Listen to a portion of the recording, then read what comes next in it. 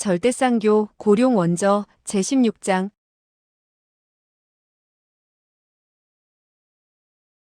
16. 얻어맞는 제주도 제주. 이 말소리는 싸늘하고 아름다웠다. 분명히 소선녀의 목소리였다. 철심란의 울음소리는 즉각 끊어졌다. 소아도 비록 놀라긴 했으나 고개를 돌리지는 않았다. 그러고는 딴전을 피우기 시작했다. 여보, 무엇 때문에 우는 거야? 죽지는 않을 테니 빨리 가서 의사를 찾아야지. 더 늦으면 문을 닫겠어. 소선녀의 싸늘한 웃음소리가 다시 들려왔다. 이젠 할 말을 다 했는가? 그렇지. 확실히 넌 지금 당장 의사를 찾아가야겠지만 세상에 어떤 의사도 너를 구하지는 못해. 소아는 그 자리에 서서 움직일 줄 몰랐다. 철심란은 그대로 땅에 누워버렸고 고개도 들지 못했다. 소선녀가 다시 말했다. 또 무슨 할 말이 있느냐? 소아는 고개를 돌리고 크게 웃으면서 말했다. 좋아. 드디어 탄로가 났구나. 그러나 내가 어떻게 알아챘는지 말해줄 수는 있겠지? 내가 그 칼을 휘두를 때 지른 소리는 귀머거리라도 들을 수 있었다. 늙은이라면 벌써 놀라 땅에 쓰러졌어야 했지. 어찌 태연이 계속 걸을 수가 있었겠어? 소아는 고개를 끄덕이면서 말했다. 그렇군, 너는 과연 영리한 여자야. 넌 그걸 너무 늦게 알았어. 그러나 너무 으스대지 마라. 너도 한참 동안 속았어. 뒤늦게야 그 사실을 알아챘지. 소선녀는 화를 내지도 않고 그저 웃으며 얘기했다. 정말로 내가 영리하다면 지금이라도 달아날 방법을 생각해낼 수 있을 텐데, 만약 생각이 나지 않는다면 그 머리는 쓸데가 없는 것이니 일찌감치 잘라버리는 게 좋지. 무엇 때문에 방법을 생각하지? 넌 정말 내가 이대로 너에게 패할 것 같아? 난 다만 싸우고 싶지가 않아. 옛말에도 남자는 여자와 싸우지 말라고 했어. 그가 말을 하는 동안 소선녀는 손을 뻗으며 그의 앞까지 다가왔다. 이 수법은 보기엔 평범해도 매우 빨라서 불가사의했다. 소아는 말을 하면서도 계속 그녀를 쳐다보며 경계를 하고 있었다. 그러나 그녀가 너무나도 빠르게 일장을 가하자 미처 피할 사이가 없었다. 그는 몸에 힘을 주었다. 얼굴에 세 개의 그림자가 번쩍했는데 불같이 뜨겁고 아팠다. 소선녀의 손이 두 번째 공격을 했다. 이때 소아가 외쳤다. 멈추어라. 남자는 여자와 싸우지 않으니 멈추어라. 그가 큰 소리를 쳤는데도 소선녀는 무시하고 공격을 계속했다. 그녀는 확실히 이 나쁜 자식을 죽도록 미워했기에 무서운 안색을 하고 순식간에 20-30장을 계속 쳤다. 소아는 맞으면서도 유심히 살폈지만 그녀의 수법에 무슨 기묘한 점이 있는지는 발견하지 못했다. 분명 피할 수 있을 것 같았다. 그러나 그는 몇십 가지의 신법을 펼쳐보았으나 한 번도 반격할 기회를 얻지 못했다. 그는 계속 얻어맞을 수밖에 없었다. 철심란은 더 이상 가만히 있을 수 없어 고개를 들어 이들의 격투를 바라보았다. 그녀도 소선녀의 신법과 수법을 알 수가 없었다. 그녀의 몸은 마치 하나의 빨간 그림자처럼 움직였고 두 개의 하얀 손은 하나의 백선으로 변해 보였다. 이 하얀 선은 빨간 그림자 속을 왔다 갔다 하면서 하나의 채찍으로 변하는 것 같기도 했다. 그녀는 평생 이토록 빠른 장법을 보지 못했다. 소아는 그녀에게 손이 몇십 개나 있는 것처럼 느껴졌다. 그가 한 손을 피하면 곧 다른 손이 다가오니 숨이 막힐 지경이었다. 얼마 지나자 소아의 눈앞은 온통 흰색으로만 보였다. 그는 돌연 큰 소리로 외쳤다. 멈추어라, 멈추어라. 너는 이미 내게 중독되어 있어.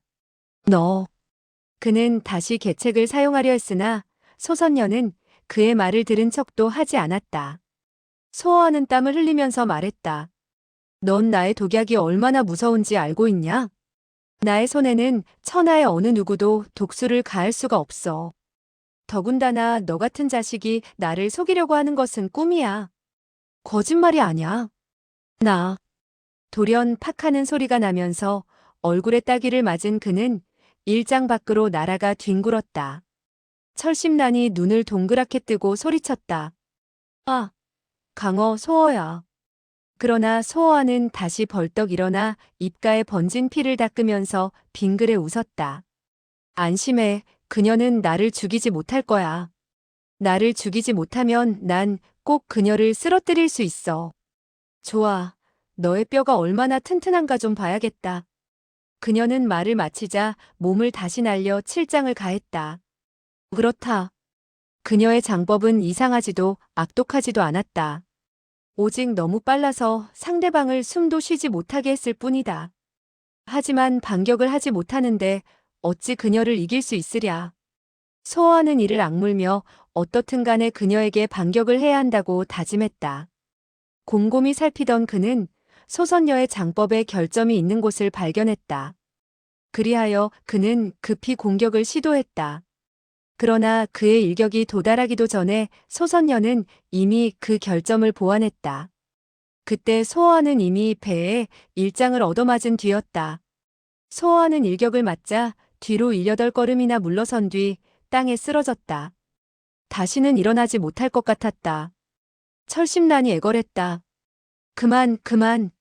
물건을 그녀에게 주어요. 그러나 소어는 즉각 땅에서 다시 튀어 일어섰다. 비록 얼굴은 새파랗지만 여전히 웃고 있었다. 그녀가 나를 죽이면 몰라도 그러기 전에는 절대로 안 돼. 소어는 비록 악인곡에서 잔뼈가 굵었으나 그의 정신적인 지주는 연남천과 만춘류였다. 그래서 그의 본심은 행동처럼 악하지는 않았다. 그러나 일단 유사시에는 그의 말과 행동이 더없이 끈질기고 거칠어지는 것이다. 소선녀는 노했다. 내가 너를 못 죽일 것 같으냐? 이 말을 내뱉듯 하더니 그녀는 다시 5, 6장을 가하였다. 그녀의 공격은 마치 도끼로 나무를 내려치듯 하였다. 소어하는 피를 토하며 바닥을 굴렀다. 철심란은 놀란 토끼 눈으로 발을 동동 구를 뿐이었다. 그만둬, 부탁이니. 너는 그녀를 이기지 못해. 그녀는 너무 빨라. 그러나 소어하는 여전히 다시 일어섰다. 그는 비록 고통스러웠으나 입가엔 여전히 미소를 잃지 않고 있었다. 그녀가 너무 빠르기 때문에 나를 죽이지 못하는 거야. 손을 너무 빨리 쓰면 위력이 없다는 것도 모르냐? 소선녀의 안색이 변하였다. 이 자식이 이토록 고집이 강한 줄은 미처 몰랐다. 사실 그녀는 결코 가볍게 공격한 것이 아니었다. 그런데 위력이 없다니 어이가 없었다. 소선녀는 입술을 깨물면서 말했다. 좋아. 내 몸이 단단한 것은 인정하나 어느 정도인지 보자. 그녀는 싸울수록 신법이 빨라졌다. 그와 비례해서 소어하는 점점 느려졌다. 그는 다시 쓰러졌다. 다시 일어나고 다시 쓰러졌다. 다시 일어나면서 철심란의 얼굴은 온통 눈물투성이었다. 그녀는 애걸했다. 소선녀, 그를 놔줘요. 그는 지쳤어요. 소어아가 다시 일어서며 소리쳤다. 개소리. 누가 지쳤다는 거야? 그녀가 한 만큼 나도 돌려줘야 해. 넌 지금 꿈을 꾸고 있구나. 소어아는 간신히 기어 일어났다가 일장을 맞고 다시 털퍼덕 쓰러졌다. 그는 땅바닥을 짚고는 여전히 또 일어서려 안간힘을 썼다. 그녀의 입에서 싸늘한 목소리가 새어나왔다. 내가 순순히 항복을 한다면 너를 용서해주겠다. 개소리. 누가 너의 용서를 바란다고 했나? 나는 너의 옷을 벗기고 너를 나무에 매달아 놓은 다음 맞은 만큼 때리겠다. 말을 하면서 비틀비틀 겨우 몸을 일으켰다. 소선녀는 이번에는 달려가며 몸을 날려 발로 그를 차버렸다. 철심란은 이미 눈을 감고 더 이상 보지 않았다. 그녀는 창자가 끊어질 것 같았고 가슴은 갈갈이 찢어지는 것 같았다. 소어하는 땅에 엎드려서 거친 숨을 내쉬다가 드디어는 움직이지 못했다. 소선녀의 입에서도 거친 호흡이 흘러나왔다. 자식, 나쁜 놈, 깡패, 넌 설 수 있느냐? 다시 싸울 수 있느냔 말이다. 그러자 소어아의 죽은 듯 꼼짝 않던 양손이 땅의 풀포기를 잡았다. 서서히 기면서 떨리는 목소리로 말했다. 너야말로 나쁜 년이고 깡패야. 넌 강도이기도 하고. 내가 감히 나를 모욕해. 그녀는 다시 달려가서 그의 몸을 차버렸다. 동시에 철심란에 악쓰는 소리가 들렸다. 너 악독하구나. 사람이 땅에 누워있는데도 손을 쓰다니. 이 자식이 감히 나를 욕해. 그래. 나는 너를 욕한다. 너는 재물을 보면 눈이 멀고 나쁜 일만 하고 너는 사람을 풀처럼 베고 너 이 되먹지 못한 계집애야. 소호와의 목소리는 점점 약해지긴 했으나 여전히 욕설을 그치지 않았다. 소선녀는 분해서 온몸이 부들부들 떨렸다. 그녀는 그의 가슴을 밟으면서 말했다. 좋아, 욕해라 욕해. 너에게 영원히 욕을 못하게 해주지. 난 너를 죽일 생각은 없었으나 이건 내가 원하는 것이니 난. 그녀는 입술을 깨물면서 일격을 가하려고 했다. 그러자 철심란은 비명을 지르면서 눈을 감아버렸다. 바로 이때 소호와가 돌연 소선녀의 발을 안아버렸다. 어디서 나온 힘인지 모르지만 그는 소선녀의 몸을 던지면서 일발로 소선녀의 허리를 걷어찼다. 소선녀는 죽어가던 사람이 이처럼 무서운 반격을 할 줄은 꿈에도 생각지 못했기에 당황하는 순간 허리에 급소를 맞고 쓰러졌다. 소호와는 달려가서 그녀의 몸을 누르자 두 손으로 쉬지 않고 21개의 혈도를 모조리 점해버렸다. 눈 깜짝할 순간이었다. 철심란은 놀라고도 기뻐서 떨리는 목소리로 더듬거렸다. 소호와, 넌 어찌 된 일이야? 벌써 말했지만 그녀는 나를 죽이지 못해. 나의 몸은 약물 속에서 컸지. 남들이 젖을 먹을 때부터 난 약을 먹기 시작했어. 그녀뿐만 아니라 그녀보다 10배나 더 무서운 사람이라도 나를 일어나지 못하게 할 수는 없어. 그러나 방금 넌. 소호와는 크게 웃으면서 그녀의 말을 받았다. 내가 쓰러지며 괴로워했던 것은 그녀를 속이려는 계략이었어. 그래야 그녀가 경계를 하지 않지. 고의로 욕해서 그녀의 화를 돋우고 머리를 어지럽게 해서 내 소나기에 넣은 거야. 정말 무사해? 나의 뼈는 강철과 같아. 그녀의 연한 손이 나를 다치게 할 수 있을 것 같아? 그녀의 주먹도 내 몸에는 마치 솜과 같지. 그러나 이 솜의 탄력은 보통이 아니었던 모양이다. 입으로는 이렇게 호탕하게 말을 하고 있었으나 몸을 움직이면 도처가 아픈 것을 느꼈고 온몸의 뼈가 으스러지는 것 같았다. 그는 소선녀를 바라보면서 말했다. 이제 무슨 할 말이 있느냐? 소선녀는 눈을 감으면서 눈물을 흘렸다. 소호와는 크게 웃으면서 말했다. 울 필요 없어. 내가 말했잖아. 내가 나를 때리면 나도 그만큼 반격한다고. 조금도 틀림없이. 말을 하면서 그는 이미 공격을 시도했다. 그는 연달아 4번을 후려쳤다. 결코 가벼운 것이 아니었다. 소선녀는 눈을 감으면서 이를 악물었다. 소호와의 이야기가 계속되었다. 내가 용서를 빈다면 몇 대 맞을 것을 줄여주지. 소선녀가 돌연 소리를 쳤다. 너 이 악적. 나를 죽여라. 소호와의 손이 그녀의 따귀를 후려쳐서 그녀의 입을 막았다. 그때 철심란이 더듬거리며 말했다. 그녀를 용서해줘요. 그녀를 용서해? 왜 내가 그녀를 용서하지? 내가 말을 했잖아. 그녀의 옷을 벗기고 그녀를 나무에 매달겠다고. 소선녀의 목소리가 그의 말을 끊었다. 내가 감히.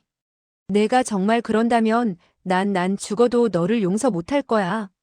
내가 살아있을 때도 두렵지 않았는데 더군다나 죽는다면? 그는 소선녀의 머리채를 잡고 그녀를 앞으로 당겼다. 우선 4대의 따귀를 때린 후에 웃으면서 말했다. 아직 본전도 안 된다. 이번엔 이자도 붙여주마. 넌 악독하구나. 내가 악독하다고? 내 자신을 생각해보긴 했어? 넌 남이 악독한 것만 알고 내가 얼마나 악독한지는 모르는 모양이지? 그는 말을 하면서 분한 듯 소선녀의 옷을 찢어버렸다. 소선녀의 어깨가 드러났다. 그녀는 소리쳤다. 이게 같은 악마. 그녀는 생각나는 대로 욕설을 퍼부었다. 소호와가 듣고는 웃으면서 고개를 저었다. 내가 욕을 잘한다면 좀 들어줄 수도 있지. 재미도 있을 테고. 하지만 너는 너무 욕하는 기술이 없으니 너의 입을 막을 수밖에 없다. 그는 땅에서 흙을 한 움큼 집어들어 정말 소선녀의 입을 틀어막으려고 했다. 소선녀는 두려웠던지 통곡했다. 아무리 소선녀라도 21개의 혈도가 점해진 지금 뾰족한 도리가 있을 수 없었다. 제발 부탁이오. 나를 용서하시오. 나를 용서하시오. 좋아. 드디어 나에게 용서를 비는구나. 그걸 잊지 마라. 소선녀도 필경은 여자였다. 그녀는 크게 울어버렸다. 그녀는 나이도 어렸고 처음으로 이런 고통을 당했다. 그녀는 비로소 두려움을 배운 것이다. 소어아는 크게 웃으면서 말했다. 좋아, 용서를 해주지. 그는 소선녀를 쳐다보지도 않고 말을 불렀다. 소백채, 소백채. 소어아는 웃으면서 천천히 입을 열었다. 백채 형, 이번엔 수고가 많았어. 우리 두 사람을 또 좀 태워다 줘. 얼마 가면 좋은 음식도 사주고 차도 대접하겠으니. 그는 철심란을 말에 태우고 자기도 올라탔다. 말은 비록 작아도 기운이 있었다. 가벼운 소리를 내면서 앞으로 달려갔다. 소선녀. 안녕, 다시는 만나지 않는 것이 좋겠지. 그는 이렇게 한마디 하고는 통곡하고 있는 소선녀를 뒤로 하고 떠났다. 소선녀의 울음소리도 들리지 않을 만큼 멀리 떠나왔다. 그러고 나서도 얼마가 지났을까? 철심란의 가벼운 탄식 소리가 새어나왔다. 너야말로 정말 장청을 꺾을 수 있는 사람이야. 그녀가 나를 만나게 된 것은 그녀의 불행이지. 철심란은 한동안 침묵을 지키다가 조용히 입을 뗐다. 내가 그토록 악착같고 죽음 같은 것을 두려워하지 않는 줄은 정말 몰랐어.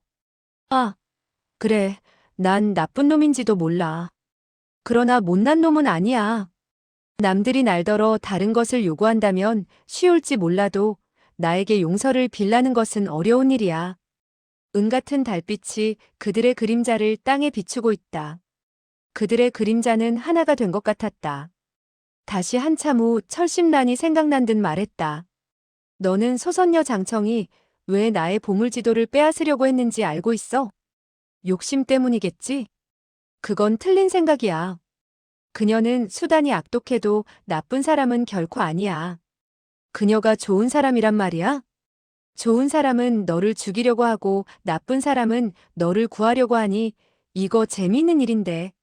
사실 말이지, 그녀가 보물지도를 얻고자 하는 것은 자기 어머니 때문이야. 그녀의 어머니는 보물을 감춘 사람과 밀접한 관계가 있어. 그래, 그녀의 손이 그토록 매서우니 그 어머니는 알만하겠군. 철심란은 그의 어깨에 몸을 기대며 웃었다. 그녀의 어머니는 무섭지 않아. 옛날엔 강호에서 유명한 미인이었어. 그녀를 본 남자들은 모두 그녀에게 유혹되어 죽고 말았지. 그런 사람이라면 만나보고 싶은걸. 애석하게도 내가 몇 년 늦게 태어났기 때문에 그녀는 이미 늙었어. 그러나 아직도 강호의 노인들은 옥랑자 장삼랑의 이름 석자만 들으면 가슴이 뛰지. 너는 왜 그녀가 몇 년 일찍 태어나서 나를 만나지 못한 것이 안타까운 일이라고는 말하지 않지? 그럼 소선녀의 아버지는 또 어떤 인물이야? 그건 나도 잘 모르겠어. 그렇지. 미인들의 자녀는 많은 사람이 아버지를 찾지 못하지. 아버지 되는 사람이 너무 많으니까. 그런 소리 말아요. 그 장삼랑은 비록 예쁘게 생겼어도 얼음처럼 차가워요. 강호에서 그녀를 쫓는 남자는 수없이 많았지만 그녀가 좋아하는 사람은 한 사람뿐이었어요. 누가 그런 복이 있었지? 철심란의 목소리에는 어느덧 경외감이 섞여 있었다. 바로 보물을 감춘 분인 연남천이셔. 소어아는 자신의 목소리가 약간 떨려오는 것을 느낄 수 있었다. 연남천. 이름을 들어봤어? 글쎄 들어본 것 같기도 해. 앞으론 잘 기억해둬. 그는 과거 강호에서 가장 유명한 검객이었고 그의 검법을 따를 사람은 없었어. 그는 비록 얼굴이 잘생기지는 않았어도 강호에서는 가장 사나이다운 사나이였대. 다만 내가 몇 년 늦게 태어나서 그를 보지 못한 거지. 소호와는 섭섭해하는 철심란을 보며 이런 말을 던졌다. 내가 그 사람을 찾게끔 도와줄까? 철심란은 너무나 거리가 먼 말로 들렸던지 탄식을 했다. 넌 그 사람을 찾지 못해.